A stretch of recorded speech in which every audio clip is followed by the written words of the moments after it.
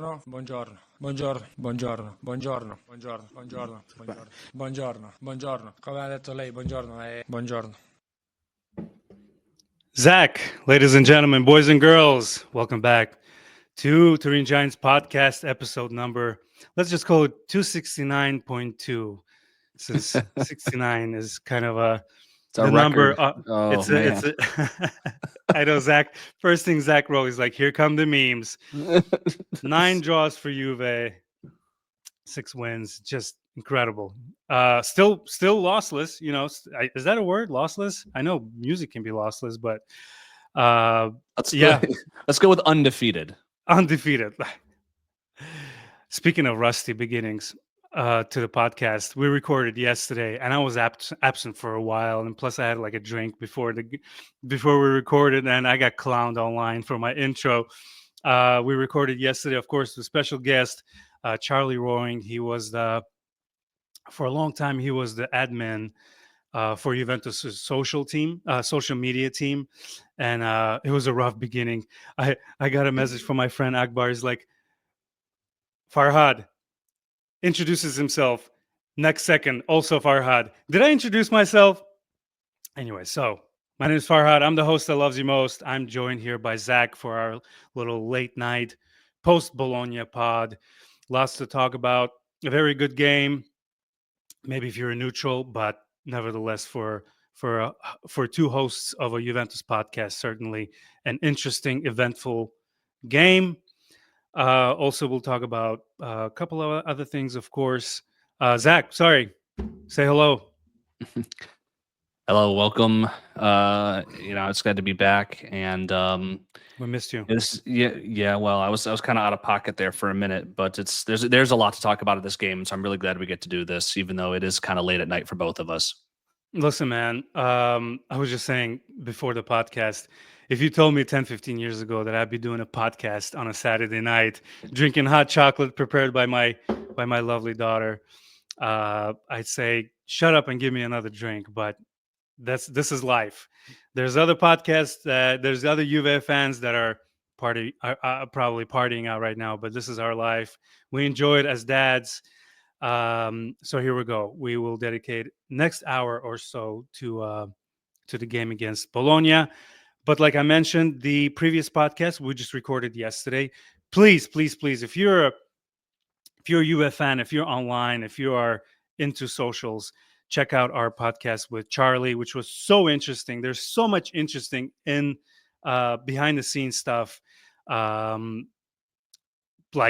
literally, he was the guy who pressed send and pressed, all of the tweets and sent out all of the Instagram messages when Ronaldo was signed, and he talks about the atmosphere around the club when Ronaldo was signed and when he was at the club. Really interesting podcast. Please check it out. Don't miss it.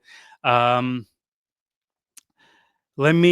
we start talking about the game that just happened not too long ago, Club World Cup. It just happened yesterday. We didn't get the draw until we recorded. So here we go. This is a schedule that just came out.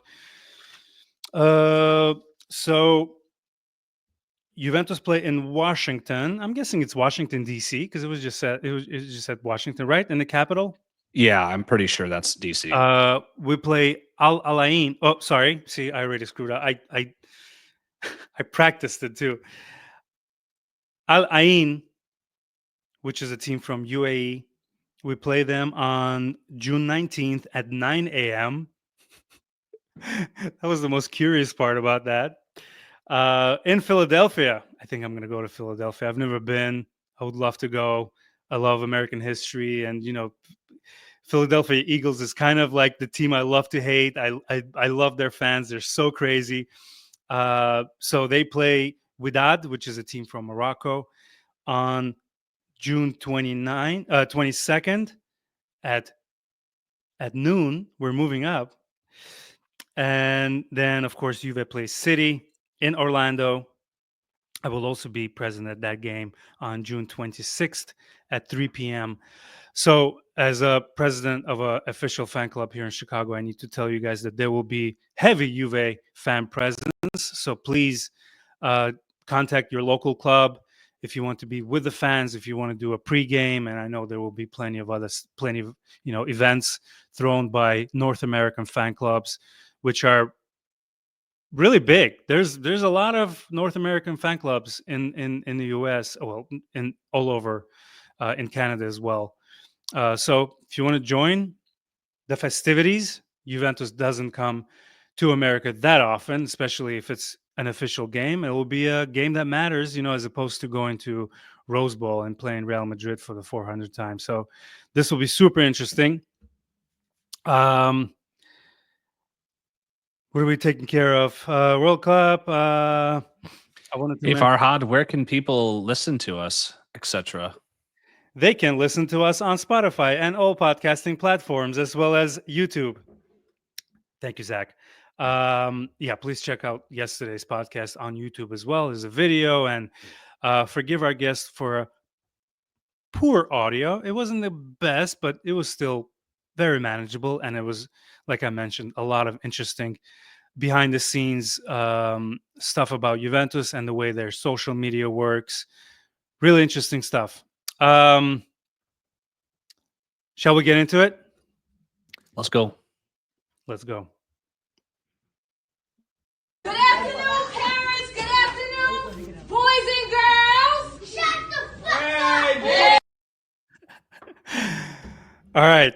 Juventus Bologna. Bologna have not won in Turin since season 2010-2011, which was, it's not surprising because we were kind of shit back then. So they snatched the victory back then. Was it like 13 years ago or something like that? So I don't think it's a controversial opinion when I say that Bologna were really good. They were scary good. Bologna looked like the Juve that you wanted to see. That's exactly how I was going to describe it, and I think they came out with fire. There was a lot of incentive in addition to trying to win a game against a team that Juventus that hasn't been playing spectacularly. They were going up against their former coach, and you best bet any competitive athlete going up against their former coach, the one who just left you to go to this other team, you're going to be fired up. And you could see from minute one that they came to play. They had energy, they had fervor, they were winning. They were first to every ball. They were winning all 50-50 balls. And it really set Juventus on the back foot to start the first 10 minutes of the game, which we're kind of used to seeing. But then I think the real big moment where we all held our breath was when Cambiasso went down. Not only within looking forward in our schedule and with all the injury problems we have, but fourth minute. Are you freaking kidding me?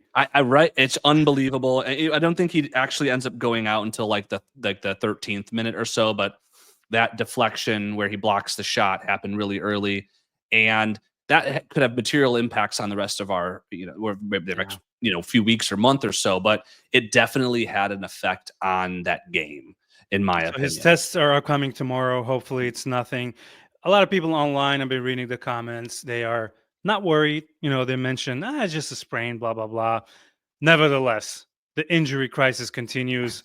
We had a couple of people come. Well, actually, Vlahovic is back, and jumping ahead, it would have been a disastrous performance from Vlahovic if it wasn't for that last minute burst, which I think everybody held their breaths. Like, does he have it in him? Right? Yeah. Look. Let's jump the gun to that because we've talked Vlahovic so much on this show. His ability to finish, his touch, this, that, or the other. His press conference on the international break where I don't want to run so much or whatever it is. So when this play happens, Savona, looking like prime Danilo, reading that pass, stepping in front of it, taking that good first touch, and then that long ball down the channel, perfectly weighted for Vlahovic. Yeah. I think a lot of us, myself included, were thinking, one, Vlahovic is not going to get to this ball first. He will somehow fuck it up, right? No, well, first, he's not even going to get to it, okay? The defender is going to beat him to the ball, okay? Because Vlahovic isn't the fastest guy in the world. Two, Vlahovic gets to the ball. He's going to try to do too much on the dribble, and he's going to be easily dispossessed. Three, he gets into the box facing the goal now. He's going to flub the pass, okay? He doesn't do any of those things. He finds something down deep. And we kind of saw this If you go back to last year with the Coppa Italia finals, he has at times, this just shows you this grinta, this extra element where he just dug deep and he got to that ball first. He then used his physicality, and against a defender he'd been fighting with all game, used his physicality to get the space needed to deliver that ball, and provides a perfectly weighted pass to Samuel Mbangula, who was making the perfect run. He takes maybe an unnecessary touch. Fortunately, the defenders let him take it, and then he slots it beautifully in the upper right-hand corner. So much of that. Look, you got to credit Savona for the read. You got to credit Mbangula for the finish. But Vlahovic really did the heavy lifting and the dirty work of that goal, and he deserves as much credit as possible for his contribution in bringing us even or level in the game. This is literally me from the second Savona intercepted. Literally me. Oh God! No, God, please, no! But Farhad, am I right? Each one of those scenarios I was saying, did that not? No, go you're through your head? 100% right, dude. I told you before the podcast. You know, my son Amir, he is in soccer now. I'm trying to teach him the basics. He's only 8, but he's already a little knowledgeable. And today, he referred to Juventus as us, and that was for. Beautiful. I wanted to cry. He was like, "Did we really?" I was like, "Juve does not give up. It's 93rd minute." So the whole thing, we must have watched about 10 times, because every part of that goal, and I'm glad we kind of brought up the goal, because I want to start with a positive note, you know? So every part of that goal, from, you know, the defending to the finish, was like a lesson for a young kid, you know? Savona reading that pass, jumping ahead, the weight, like you mentioned, that I told him, every pass has its weight. This pass was weighted perfectly. And then Vlahovic using his body, and then Vlahovic moving into the penalty area, so in case he gets touched, he's going down. And then Mbangula, you know, he kind of like looked at the goal, right? He, you know, once you look at the goal, your chances of hitting the net, hitting the target, are so much higher than just booting it, you know, blindly. So yeah, Alessandro Del Piero chimes in. Speaking of Del Piero, Del Piero curse continues, baby. When Del Piero showed up in Berlin for the game against Barcelona, it was just like, please don't ever show up for any. I don't think we've won any games where Del Piero was at the stadium. And as a matter of fact, I think he was present at the game against Bologna 2 or 3 years ago. Younger dudes who have better memory than I do. I think he was present when we drew them. So Del Piero, Alex, love you to death. I have a signed jersey right here if you guys are watching. But please stop showing up. I'll take the flip side though. Is he maybe give a little magic to Mbangula there with the curler. Yeah. And which you know what? To be fair, what I like about Del Piero as a pundit, he's very honest. Every time they have, you know, somebody, CBS CBS mostly shows Juve games, but they kiss his ass. He's very humble. He does he predicted 1-1.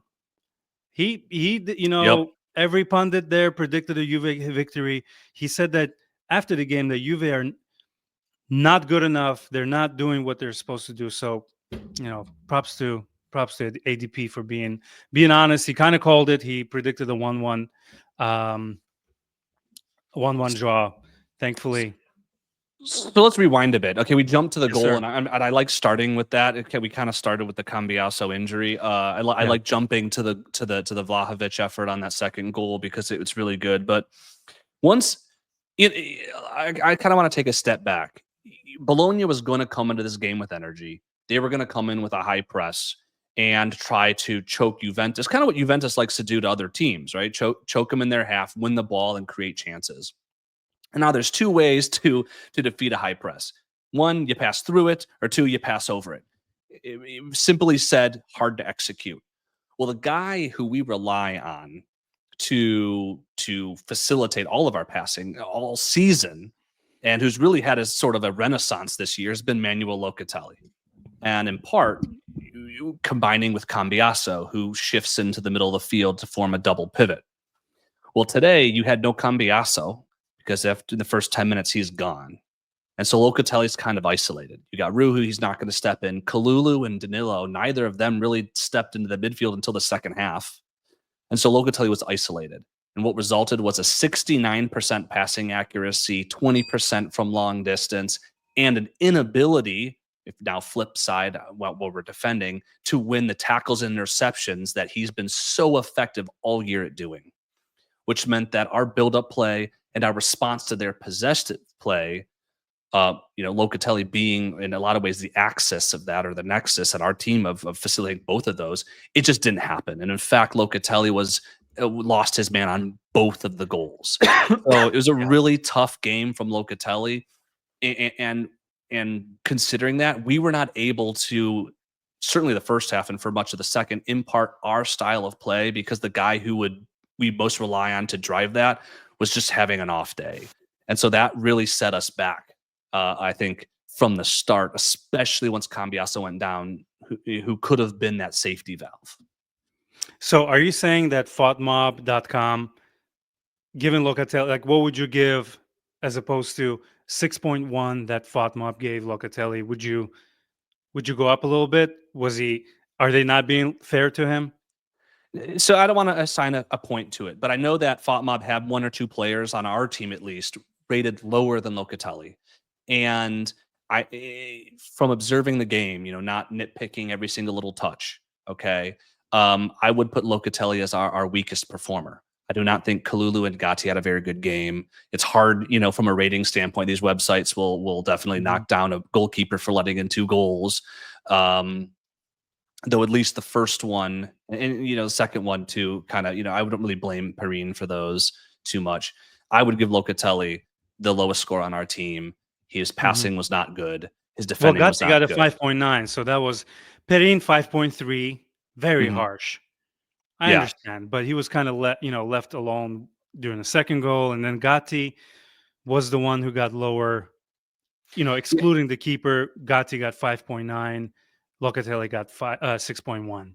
I guess what I'm saying is I would have given Locatelli the lowest simply from the contribution. I mean, Gatti, you can blame Gatti a little bit on that second goal because he got nutmegged on the, kind of lost his man, got drawn out of position. He was not very good today. I think his head kind of got away from him when the game started getting charged, but I don't think he did anything materially bad. I mean, Locatelli, as a matter of fact, lost his runner twice on each of those goals. His passing was atrocious, 69%. I mean, from an isolated window, this was not a good game from Locatelli. He's been great all year, right? But from this game, I think we have to be honest with ourselves, at least, in my opinion, Locatelli was the worst player on the field. And that made it really tough because when I looked at the team sheet, against a high press, you want guys really good on the ball. You had Cambiaso, you had Locatelli, Fagioli. We only had one other option. It could be Fagioli or Thuram. Fagioli is in the low 90s in passing accuracy, while Thuram is roughly around 80% passing accuracy. Fagioli, as much as he's not as big as Thuram, good balance on the ball. So it made sense to me from a team selection. You have Cambiaso, Fagioli, Coop, Locatelli making a midfield box that they like to do. Seemed to make sense, seemed to be tidy, seemed to be able to, or should be able to pass around the high press. But I think when you took Cambiaso out of the equation, it really put a lot of pressure on Locatelli, and he just couldn't handle it today, which made our possession play break down in that first half. Bologna were ruthless. You mentioned that assist. Hey, let's give props where it's due. A back heel nutmeg, Maron, right? Beautiful. Yes, but and that's not taking anything from the player. I think it was Castro who did the back heel. Gatti gets dragged way out of position, leaving an enormous gap behind him. Locatelli loses the runner, and Kalulu, if I'm not mistaken, is kind of in no man's land there. He's not covering the runner or really guarding anybody else. Okay, and so it's just treated horribly, I think, from all three of those players in that. Like I said, I don't think Gatti and Kalulu had a particularly great game. So credit on the assist, but our team. Well, I think Pobega himself was shocked that he got, and the chip was a pretty. It's good. It was a striker's finish, but Let's see what Thiago Motta is saying. As always, we're referencing footitalia.com. As far as I'm concerned, the best calcio website for your Italian football news. Shout outs to Rav. By the way, it was so funny. I wrote to Rav. Charlie, the the social media admin for Juve, we had on the last episode. He mentioned that I asked him which accounts Juventus were aware of, and of course, I fished for a compliment. He said that Juve podcast on Twitter around Turin. Shout outs to Maurizio, and he did mention that Juve FC was definitely a website on their radar, and Rob was really happy to hear that. So, footitalia.com. Juventus head coach Thiago Motta addressed the media following his team's match against Bologna, which ended in a dramatic comeback for the Bianconeri. The game, which took place in Turin, saw Juventus trailing, blah, blah, blah. Motta began by praising his team's resilience. The game was almost over after we went down 2-0, but the boys showed great heart to come back. They continued pushing and managed to equalize. It's clear that in the second half, after failing behind like that, we took some risks.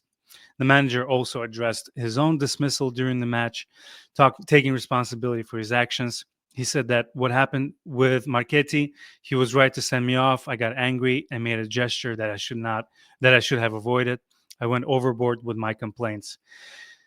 And finally, despite the challenges faced during the Bologna match, Motta remained optimistic about Juventus' upcoming Champions League fixture against City and stated, I think there's no better time to face City. There's no better moment to take on a team of that caliber. All right, going with positivity. One of our official members from the Chicago fan club, Don, he helped our fan club immensely. He's a great dude. Unfortunately, he was late to the game today. He took a wrong train or something happened with the train schedule, so he wasn't able to go. But he will be there during a City game, and I hope it brings us a W. And still, Kevin's son Luca still has not seen a win since he was born. So we were talking about it on the last podcast. So hopefully all the drawers are over and Juve finally bring the W in the Champions League. Yeah, this is the annoying thing is we talked about Bologna playing with fire, Bologna kind of dominating. Just going off, I haven't looked at the expected goals in a couple hours or anything like that, but just going off of memory, going off of my notes, Bologna really didn't have that many chances. They had the 2 goals. They had the one off the post early from Ndoye, who was just pain in destroying the Rui for most of the game. So credit, he did a great job, but they really didn't have that many chances other than those 3. They bagged 2 of them. Well, after the 30-minute mark, when they score, Juventus wakes up. You have the Fagioli miss at 34. You have the Dusan, one-on-one with the keeper where he loses the ball in his legs and really should have put a shot on the 40. You have the Dusan, the Coop chip to Dusan volley in extra time of the first half. That's 3 chances right there that are better than the 2 chances that Bologna had in the first half. We just don't put any of them away, which is so frustrating. In the second half, we had several chances as well, in addition to the 2 we scored. And so I think it's a common refrain with this team is that we're getting chances, we're just not converting them. And it's so frustrating to watch another team, whether it be the Lecce game, getting a chance late, the Cagliari game, they getting a chance, and then us missing the chance to go back up again. Or earlier today, where we have the opportunity, we don't take it. They get a sniff, bam, goal. It's just frustrating to see. I think when you talk to the players, they had a Weah interview in the pregame and a McKennie interview. The players are like, we're right there. We're right there. We're not quite. We're just this baby step away from seeing what we got to see. Well, I'm waiting to see it. I want to see it, but in the meantime, we're racking up 9 draws now. We had a post on Instagram saying, like, if you had given us, it was recorded three games ago, but if you said if you were going to be undefeated X many games in this season, all of us would have said, awesome, that's great, fantastic. Mota's the best. Well, we're now sitting here with 9 draws. So, please check out our Instagram page at Turin Giants, where Zach gives us the audio. We put together videos, and those go viral, dude. You're doing pretty well. I've mentioned on the podcast before that Instagram loves original content, and you mentioned your last video. You were kind of doing the what we've seen so far as far as Juve in the Champions League and in Serie A. So please check out that video as well. Let's take a look at some stats, shall we? Mm-hmm. And again, it's so weird because stats really don't reflect. I feel like in the second half we stepped up our game just a little bit, enough to make the stats a little more respectable. But let's take a look. So, expected goals for Juventus was 1.01 and 0.93 for them.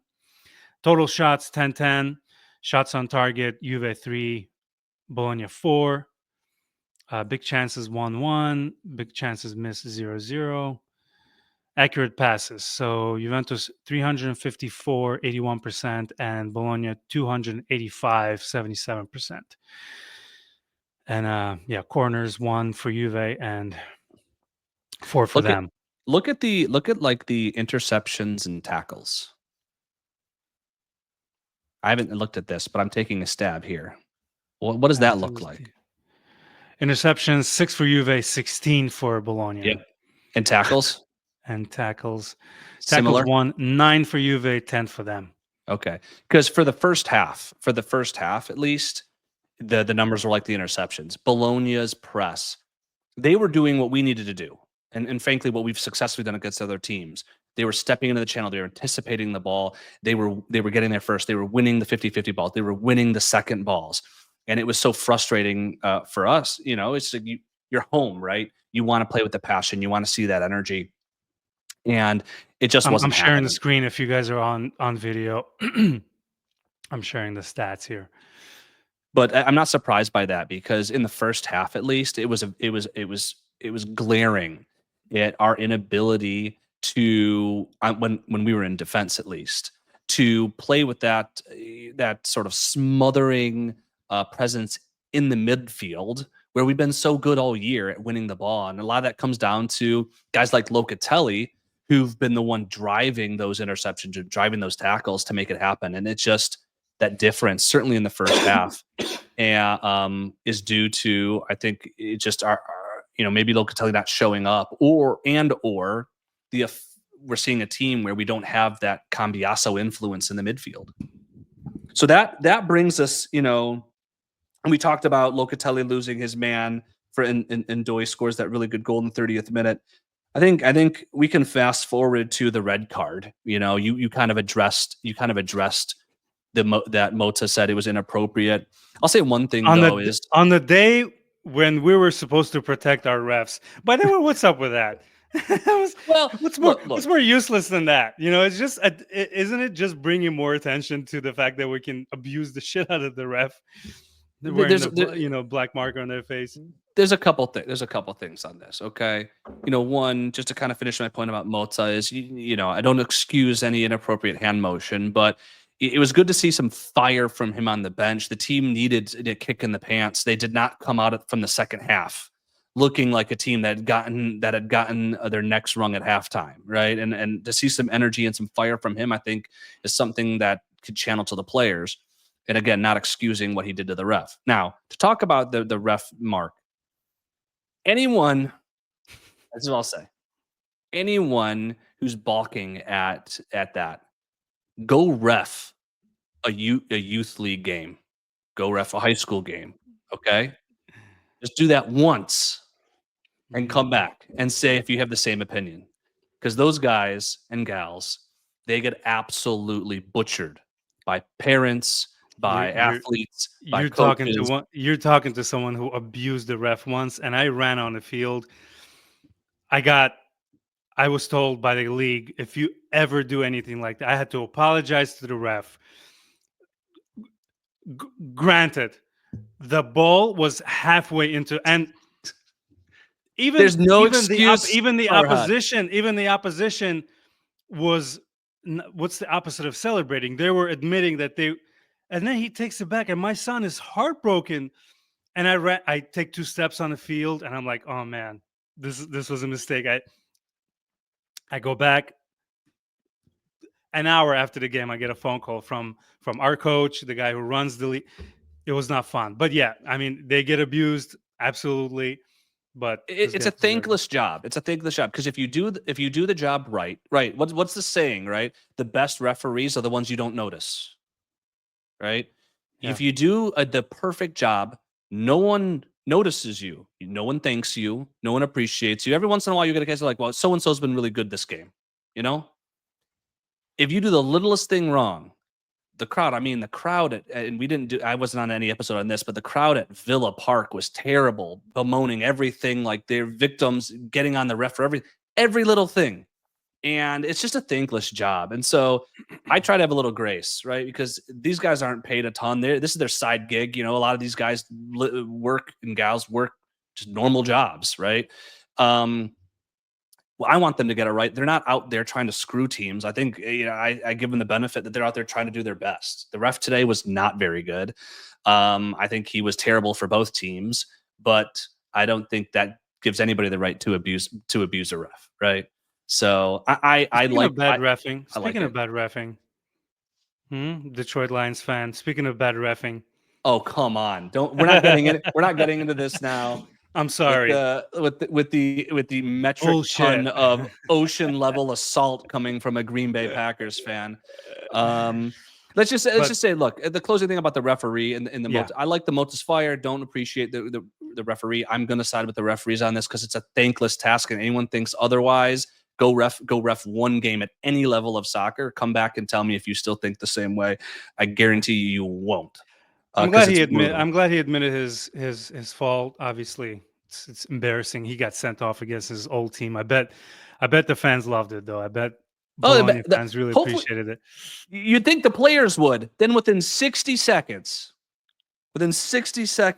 yep, you have that second goal that we referenced that we kind of broke down a little bit. So now we're down 2-0. You started the second half. You're supposed to start with fire coming out at halftime at home, down against a team you should beat and you haven't lost to in 15 years at home. Boom. Your coach is gone. By the way, I had a momentary panic because there was a ball deflected off of the ref's head. I thought he was red carding one of the players. I don't know if you noticed that, but he got hit with the ball. I thought he was going to red card one of the players. No, it's Mota. 60 seconds. Now we're down 0-2. This is giving me Leipzig flashbacks, right? Everything's going wrong. Name of my band, Leipzig Flashbacks. Not bad. I'd listen to it. What genre? Death metal. Come on, man. Death metal. Just German sure. death metal. There you go. I'd listen to it. You talked about going down 0-2. Let's talk about Machine Robocop. Pop, pop, pop, pop, pop, pop. Okay, and I'm glad we're getting to him because drop this is. I'm trying to get to here because it's within 10 minutes later, Coop scores. And we've started seeing this coming. He had a couple goals chopped off a few games ago. He's been way more active in the build-up play. And if we go back and we talk about some of the chances that we talked about earlier, there was a minute one at 40, one at 40, extra time of the first half. There was a chance at 57 minutes with Coop Dushan. All of them were Coop minors developing chances to Dushan and other players. It was all going through him. And so we were seeing the same influence that he's been showing, just not the finished product, whether it be an assist or a goal. And so, I'm really glad he got this sort of weight off of his shoulders, where you have the Fagioli to Chico to Danilo making a really good run in the channel on the side of the box, and delivers the perfect ball to Coop Miners, who makes no doubt about it, puts it right in the goal. And so it was a really well-worked goal, really done, well done from all those guys involved. And shout out to Danilo a little bit, because in the first half, nobody from the defense was coming up to support the midfield. In the second half, you saw at times Kalulu step up in sort of the pivot role, and Danilo starting to make runs forward to help make the difference. Danilo made the perfect run on this play, and it put him in the position to give Coop the ball, and Coop made no doubt of it. A just reward for an ever-increasing level of play and influence that he's had on our team. Danilo was not awful. I'll give him that. He wasn't. He was the best defender. He was better than Ruhi. He was better than Gotti, and he was better than Kalulu today. Granted, none of them were very good, but he was the best of them. By the way, Ruhi, man, I am a guy who suffers from a big nose, but that nose is epic. Jesus, if he was a striker, he'd be constantly offside. leave the poor kid alone. And Doi did enough damage to him today. He doesn't need anything anymore. I am admiring. I am truly. Ruhi's Nose is the name of my new band. But Leipzig flashbacks, RIP. But the thing, but speaking of Cup miners, guess who got the highest? Speaking of FOTMOB, guess who got the highest rating? 8.2. Would not be surprised on that. Like I said, his influence in our attacking positions, his deliveries. He had 3 or 4 deliveries into Dusan for legitimate chances. His goal himself, which of course, from a ratings website, is always going to get a lot of praise. I'm not surprised in that at all.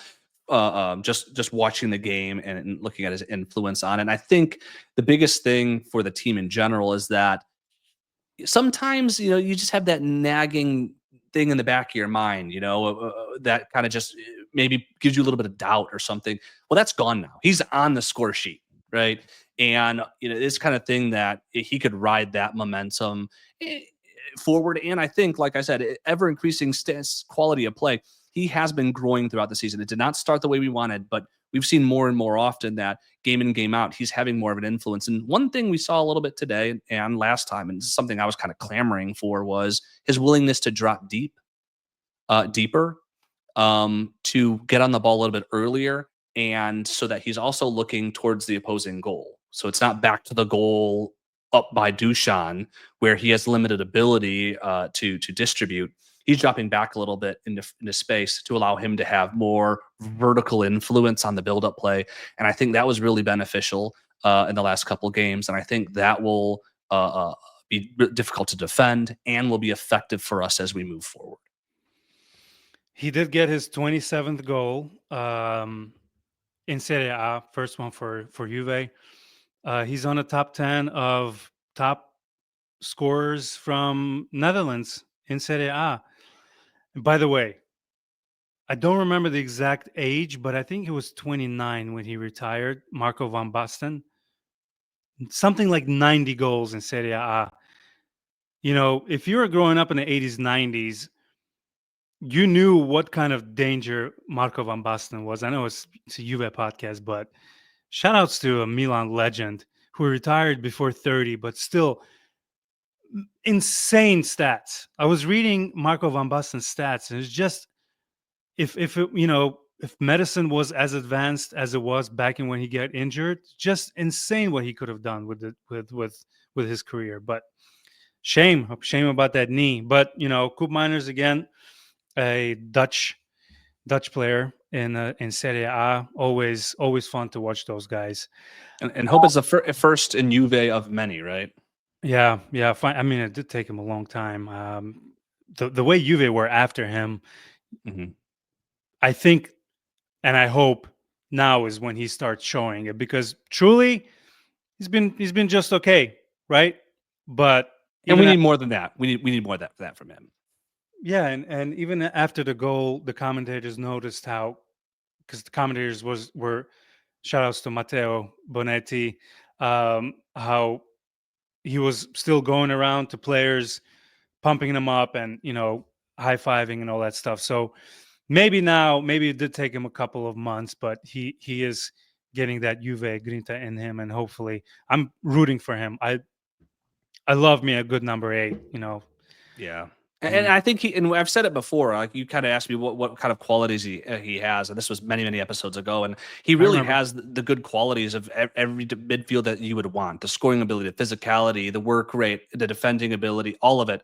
And I think it just was a matter of time. Okay. Let's fast forward 2 minutes. Okay. We've scored our goal, and now we're doing an interesting substitution, right? We've gotten the Fagioli Locatelli off. Locatelli, who we said really, really, really struggled.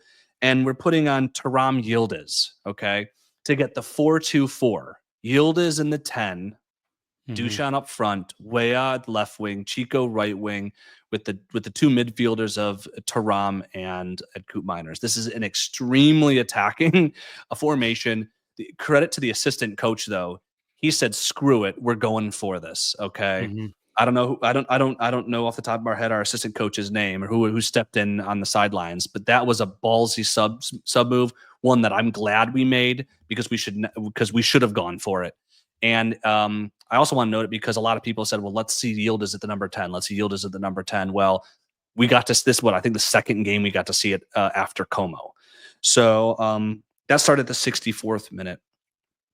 Now, one thing I want to note real quick is we talked earlier why Fagioli started over Thuram. In my opinion, I think it's because of Fagioli's kind of close quarter passing and his overall passing accuracy. At this point of the not to interrupt you, there's no way I'm pronouncing this name correctly, but this is the name of our assistant manager, Alexander Huge. Was my Huge? That was my name. How do you spell it? That was my nickname in college. Hugeeux. It's a great poor name, by the way. I don't know how you would pronounce that. Well, credit to him because he Mr. Huge, yeah. You know, he came out there. He knew what we need to do. We cannot accept a defeat with where we are on the table, with how that game was going, with who Juventus is as a club and a personality. You can't. You had to go for it. So I like the Stones. You went for it. It's super attacking lineup. The Thuram pick makes sense at that point. About 65 minutes of the game was stretched. Okay, we don't need close quarter passing from Fagioli, and we don't need inaccurate passing from Locatelli. He did not have a good game. Thuram, not a great passer, but a good ball winner and a good dribbler. He's going to win the ball, and he's going to bring it up the pitch. Well, that's what we needed. Next to him is Koop Miners, who's got a fantastic passing range as well as is a really good work rate to shuttle back and forth. And we really started to see our team control the play. And it wasn't necessarily because Bologna was seeding. Okay, they were still trying to play their game. I think it was when we got that goal. Okay, the most dangerous lead in soccer is 2-0, right? We got that goal. We had now the drive, and we were starting to pin them in. We had guys like Yildiz. Yildiz, a fantastic defender for an offensive player. Okay, in the 10 role with guys like Thuram, ball winner, and the physicality of Koop Miners really allowed us to put a lot of pressure on. One of my favorite, non-goal memories of the game was in the 73rd minute where Weah cuts inside. He's got a perfect curler opportunity. He shoots it, and it hits Yildiz, and it zooms in on Weah's face, and you just see him say, "Move." Hey, but it kind of summarized sort of like he could feel that we were right there. That we could take this game back. I could feel it as somebody watching that we could take this back. We just need that little bit. Okay, it's like in the Matrix. He's beginning to believe. I feel like Juve is beginning to believe. Yeah, and Weah didn't have a great game, but I think that was sort of emblematic of our team in general. Is we could taste the fact that we weren't going to lose this game. That goal was coming, and at that time, and that really showed me that they had the bit between the teeth and kept me really, really excited all the way up until the goal at the end of the game, the 92nd or so minute, that we already broke down to salvage, what for a long time was a poor display of soccer. But let's talk about that game. Let's talk about that goal again. I can't get enough. So there's a lot of things that have to go right, okay, for that. So Savona has to read the ball. Oh, I was just joking. I mean, I think if we talk about Savona, just Savona, Vlahovic, and Bangula, when you break down any goal, okay, and we talked about a lot of missed chances early in the game. There's so many things that do have to go right for you to score. And so I think at least this season, and maybe it's just me, hopefully it's not just me, we see some sort of link along that chain break, and then we don't score. Somebody messes something up, takes an extra touch, flubs of this, shoots it over. So many things have to go right for you to score. And it was really satisfying. As I was saying, we could feel that goal coming, but you're in the 92nd minute. Are we going to run out of time? All those things come together to see that go together all come together around Vlahovic, a player who we've been so critical of, we, the fan base, not just you and I, to be come through him, I think is just a really special moment, despite the Apparently, fact that the bastard can run, huh? okay, I'm making a face, right? For people listening only, I made a face. But you know, I'm not going to say this is the greatest thing ever, because we still drew. We're 6-9 as a Juventus team that is starting to become unacceptable, right? But in that moment, it was, I think, a really special moment of people doing everything right. And so it brought a lot of passion and excitement and positivity within me. I mean, we did drop 18 points. By the way, let me see that mug. I'm such a big fan of that mug. Bring it up to I'd rather be watching Juve. I love it so much. Speaking of products, TurinGiants.com. Please help us out. Keep the lights on. There's a lot of interesting products on the website.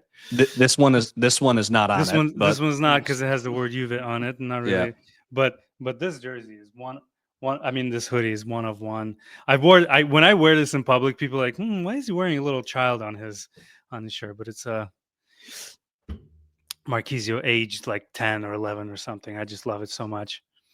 So let's take a look at the craziness happening in the top 10, right?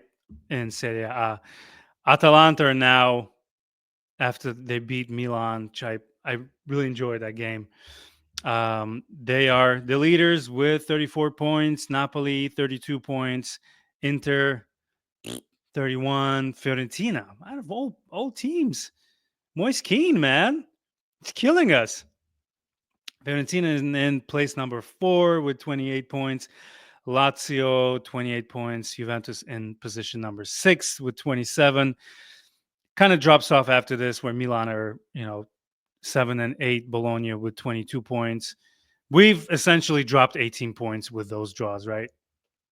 What a shame. If we're looking at positives here, we drew Milan at San Siro, Inter Milan at Meazza, technically. So we took the 2 points away from them, as well as, rather than losing 2 points. Does that make sense? We can beat them and take those points away, maybe still make the Champions League next year. And I don't the think Champions League is. is. I agree with what you're about to say. Scudetto's probably not in question, but there's so much season left to go on the top 4.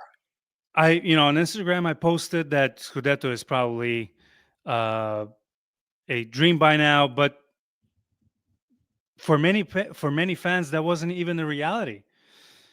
It's always a plan, but let's be honest, with a new coach, but then there's a flip side of the coin, where you spend over 100 million euros, you're gonna be in contention for that title, and we're not, sadly, anymore. I think I did not expect us to win the Scudetto, and I didn't pick us to win the Scudetto, like when we did our preseason predictions, Farhad. But I think for a Juventus team, that always has to be the goal. That always has to be the goal. That always has to be what you're playing for, and that should be what the team at 6-9 should be playing for next weekend against Venezia. There's no question. Whether that's a realistic outcome, which I don't think it is a completely separate matter. This is Juventus, and they should play like they're going to win this Scudetto and play for winning the Scudetto every time they go out there. We are 7 points ahead, 7 points behind the leaders, and it's not like it's one of those teams like Inter last year, where it's like, you're not catching up. Inter was damn near champion before the winter break, so there's a chance, of course, but we haven't even played all the teams yet. We have, we're not even at the midpoint of the season. There's Correct. A lot of games to go. You have a lot. You get deeper into the season. God help us if we ever get healthy. Obviously absent Cabal and Bremer. who knows what this team is capable of. We haven't seen Milik in whoever knows how long. Nico Gonzalez. Nico's been out for a while. Douglas Luiz, we just really hope he gets back into form and shape. There's a lot still about this Juventus team that we haven't seen and we don't know. We should still play like we're playing for the Scudetto. And this team, with the Allegri team last year getting top 4, yes, Fiorentina's playing good and Lazio's playing solidly, who we beat, by the way, maybe fortunately, but we still beat. We should finish top 4. Like, I think if we don't finish top 4, I'm not gonna fire Malta if we don't finish top 4, but I would consider the season a failure if we don't finish top 4. Next 4 games in Serie A are realistically 12 points right there. So Venezia at home, December 14th. That's after the City game. Hopefully nobody gets injured. Also, it's a Coppa Italia game against Cagliari, but then we're back in Serie A on December 22nd against Monza away. And then we are at home against Fiorentina as a Coppa Italia. Supercoppa against Milan, not counting that. And we're back January 11th against Torino away. So maybe not easy 12 points, but at this point, just cannot drop any more points if you're Juve. Yeah, it's like when you look at some of the games we've had in isolation, it's okay. Like, look, in isolation, you tie Cagliari 1-1. Okay, it's not going to make or break your season. You tie Inter, you come back 4-4 draw, more, you can preach a moral victory because of how that game with the 2 penalties and so on and so forth. But when you look at the season holistically and you see the routine with which we're tying teams that we should beat, okay, and we're giving up goals early against, like we shouldn't, against teams like Bologna or Inter, such that we have to claw back. It's not that I was about to say worrying trend. It's not necessarily yet, but we're getting scaringly close to a team that's not executing the way, a Juventus team that's not executing the way that it should. Any Juventus team should be beating teams like Empoli and Cagliari and any given game and match day, right? Yeah. Any Juventus team should not be conceding easy, dumb goals to go 2-0 down to Bologna today or concede 2 penalties against Inter that we have to fight back from.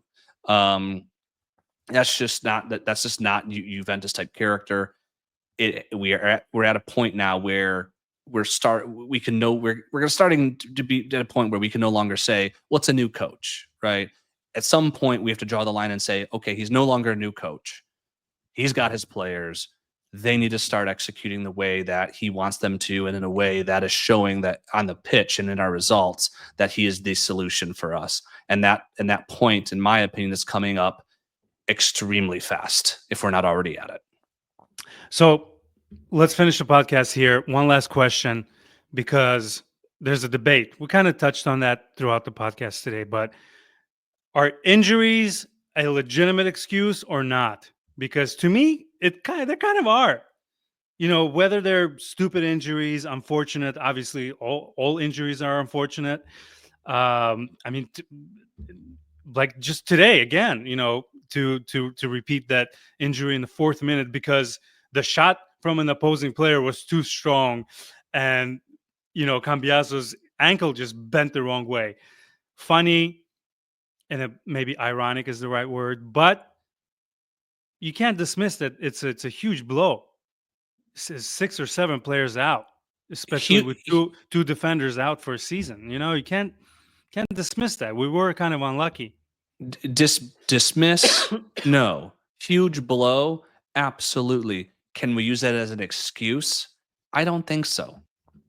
At the end of the season, if you're looking at Juventus, if Juventus finishes 5th, 6th, 7th, and you're looking at our balance sheet, if you're looking at our inability to purchase Conceição because we didn't get Champions League football, if you're looking at our nation coefficient going down because Juventus wasn't playing well, no one's going to be like, well, it's okay, you guys had injuries. Let's give it to them. Right? That's not how it works. So it's unfortunate. It sucks. It's real unlucky. I think all of us are still freaking out that the Cambiasso injury might be something major, right? Even though it shouldn't be based on just how you saw it. I think if it was something major, he wouldn't be on the field for like 9 more minutes, right? It depends. You see sometimes these players, they can royally screw up their leg and they still play the rest of the game out. And then it's like, yeah, his hamstring's gone. It's like sometimes you never know. And I don't want to speculate. Point is even if we lose Cambiasso, and I'm knocking this table is wood, I'm knocking on wood, for a significant amount of time, at the end of the year, John Elkon and Exor is not going to be like, oh, well, you guys gave it your best shot despite 400 injuries. Here's $100 million. Here's 700 million to balance your books. That's not how it works. So as much as it sucks, as much as it really is probably an ever second headache for Mota, it's not an excuse. His job is to field the best 11 he can that gives us the best shot at winning games. Now, when you look at our team today, with our starters, with all the injuries we have, that team should beat Bologna, Cagliari, Lecce, Empoli, whoever else we've drawn this year, Roma, who's had all their problems, who we drew earlier this year. That team right there should beat all those guys. Full stop. Cool. And so fair enough. You can say that, hey, you're only bringing 4 guys to Villa Park, 4 outfield players to so on and so forth. Yes, it sucks. It is not an excuse. That is my official opinion. And I'm sorry, but at the end of the day, that's the brutal business we're in, right? Malta's got to get the results from a financial standpoint, from a Juventus cultural standpoint. That's it. Yeah. Interesting. Speaking of perfect endings, I got to my marshmallow. So, excuse me.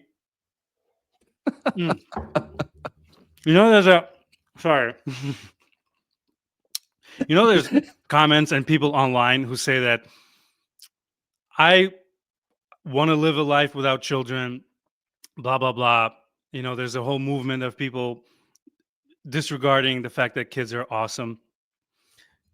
Your dog will never make you hot chocolate because it's cold outside, okay? Shout outs to my daughter.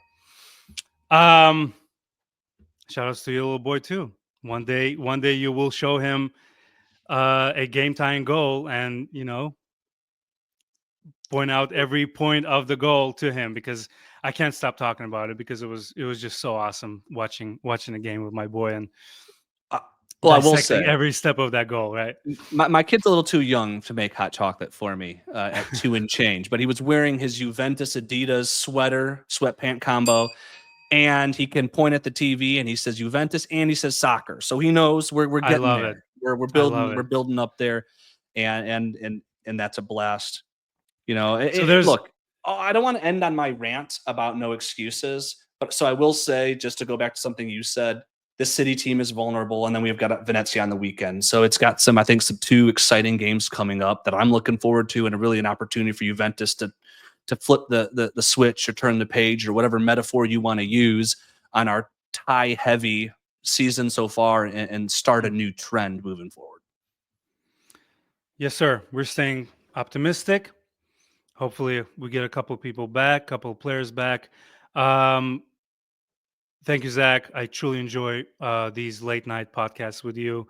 Believe it or not, there's an upside on standing in my garage on a Saturday night, sipping hot chocolate and talking about Juve like a goddamn nerd. But I loved every minute of it. Thank you. Yeah. You guys, thank you so much. We've been getting so much positive feedback. The podcast is definitely on an upswing. We thank every one of you, and Instagram listeners. You guys are so supportive, and we're getting a lot of positive messages. My DMs there's more and more people in my DMs every day. So we truly, truly thank you.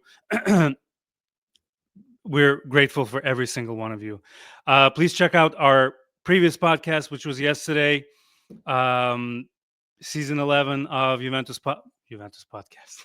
This was way before we got a season. Not sure you can say that anymore. No, I have an official letter from a Juve lawyer saying, no, you cannot use that name, from Turin Giants Podcast. We truly love you guys. I wanted to bring up this classic we're going to end on a different song today. So talk to you guys after the Man City game. Zach, you're the man. Check on your friends, stay hydrated, and Forza Juve.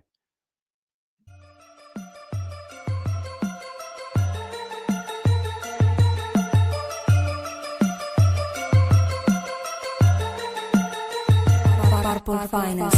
Yeah, siamo finiti in B, gli unici a pagare per calciopoli. Yeah, e qui non ci piove, che nel cuore di scudetti sono 29. Mollo tutto e tutti, solo per seguirti. Bianco nero, bianco nero, bianco nero, bianco nero. Un solo grido, dalla curva si alzerà. Bianco nero, bianco nero, bianco nero, bianco nero. Per 29 volte campioni d'Italia, per niente e nulla al mondo abbandonerò sta squadra. Tra tutte quante di fissa più stile, storia di un amore senza una fine.